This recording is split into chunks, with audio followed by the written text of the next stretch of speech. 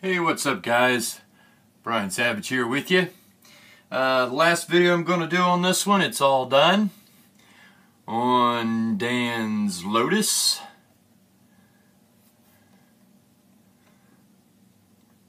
We have, let me go down the list of everything we did here. Let's see. We replaced this saddle. It's not an exact match, but that saddle there had been replaced by this saddle, and it does not have any kind of indention where the string rides, and I noticed this string was just going between bolt to bolt. Didn't like that.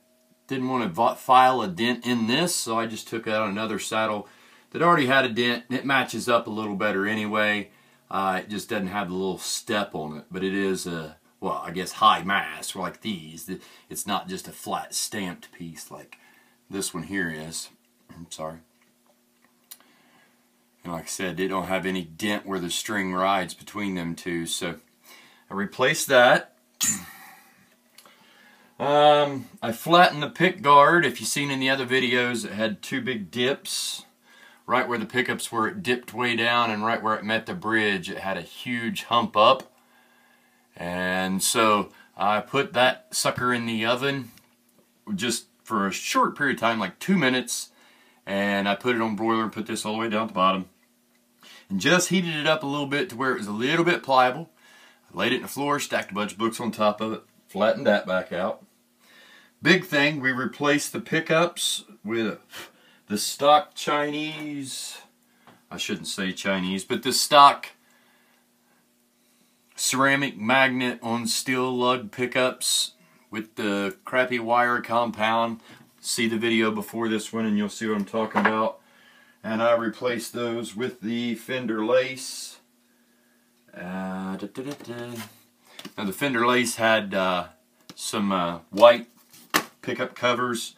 I took the black ones off the stock pickups and put it on there because it matched a little better. I thought the blacks looked better than the whites in here.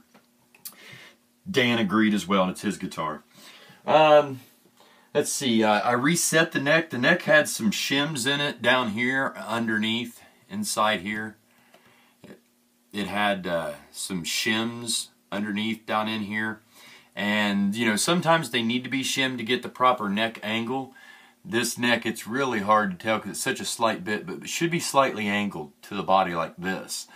Like 3 to 6 degrees, I think, is the measurement that it's supposed to be, or in that region.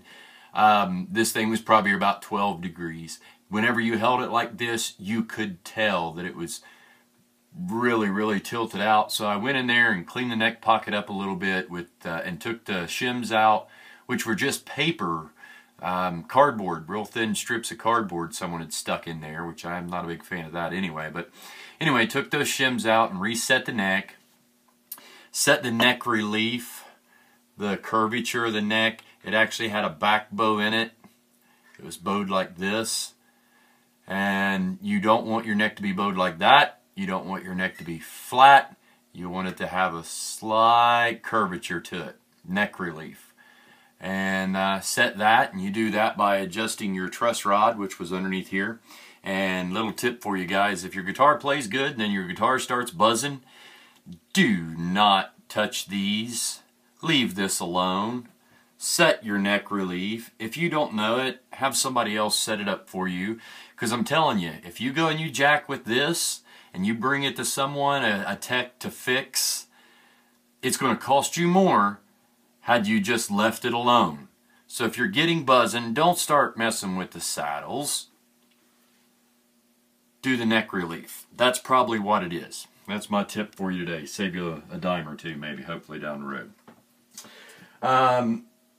I put set the string action or string height, the height of the strings, and I set that to Dan's preference, which measured out is 1.25 millimeters. On the, excuse me, at the 12th fret, if you measure the distance between the bottom of the string and the top of the fret, that's how I measured it for him, excuse me, to get a bass line on this thing. And then I let him play it a little bit, and he wanted it a little bit lower. I set it at 1.5, and I dropped it just a bit more, and it's about 1.25 millimeters. And that would be 125 is exactly 1/8, I think. Actually, it's a little lower than that, so it'd be like right around a little over 1 millimeter. I think factory is like 5/64 is how it's measured out, and then 4/64 on this side. But you got to make sure that your radius, the curvature of the strings, these things have to be set so that these strings at the saddles follows the same curvature as the fretboard at the last fret on it. Some necks have compound radiuses where it'll be, say, like 7.5 to 9 inch, or like a 9.5 inch to 12 inch. It flattens out usually as it goes down here. The nut is shaved so that this radius at the nut matches first fret, and then your saddles should match the radius of whatever it is, the 12th fret if you have a compound radius. This is not.